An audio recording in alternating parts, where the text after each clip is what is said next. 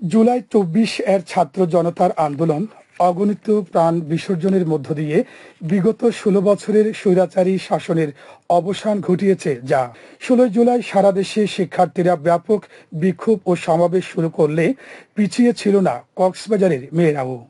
আজ শুনব কক্সবাজার সরকারি কলেজের শিক্ষার্থী, জুলাই বিপ্লবের অকুতোভয় যোদ্ধা নাসিমা আক্তার পিঙ্কির বিপ্লবের দিনগুলোর স্মৃতি। আন্দোলনকে বেগবান করার জন্য বাংলাদেশের অন্যান্য জায়গায়, আমাদের কেন্দ্রীয় ঢাকাতে বিভিন্ন জায়গায় যখন আন্দোলন হচ্ছে, ১৬ তারিখের আগে পর্যন্ত আমরা সামাজিক মাধ্যমে সেটাকে ছড়িয়েছি। কিন্তু ১৬ই জুলাই যখন আমাদের আবু সাইদ তাকে যখন ওপেনলি ফায়ার করা হয়, তখন আসলে আমরা আমাদের যে ভেতরের যে একটা সামান্যতম ভয় সেটাও কেটে যায়।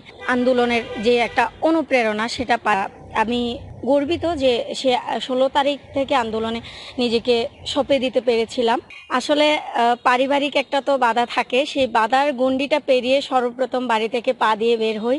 আমার পাশেরই প্রতিবেশী এক ছোট বোনকে নিয়ে এবং আরও কয়েকটা কলেজের ছোট বোনদেরকে নিয়ে আন্দোলনে চলে যাই এবং সেখানে গিয়ে দেখি আসলে আমরা তিনজন ছাড়া ওই মুহূর্তে কোনো মেয়ে ছিল না। বিকেলবেলা আমরা যখন সিটি কলেজ থেকে শুরু করে লিং রুট মোড় পর্যন্ত যাই, সেই লিং রুট মোড় থেকে আবার আমরা আন্দোলন নিয়ে যখন আসছিলাম, সাবমেরিন কেবল বরাবর আসার পরে আমাদের সাথে আরো কিছু মাদ্রাসার বোনেরা যুক্ত হয়। আমরা তখন আরেকটু সাহস পাই। এই যে ১৬ তারিখ আন্দোলনের শুরু, আসলে এই আন্দোলনটা আর থেমে থাকেনি। ১৬ তারিখ থেকে প্রত্যেকটা দিন আন্দোলনে থাকার চেষ্টা করেছি। মাঝখানে যখন আপনারা জানেন যে ওয়াইফাই ছিল না, নেট ছিল না, আমরা হয়তো যোগাযোগ করতে পারিনি, কিন্তু কোনো না কোনোভাবে আমরা আন্দোলন চালিয়ে গিয়েছিলাম। এইভাবে আন্দোলনটা আসলে আমরা চালিয়ে গিয়েছিলাম।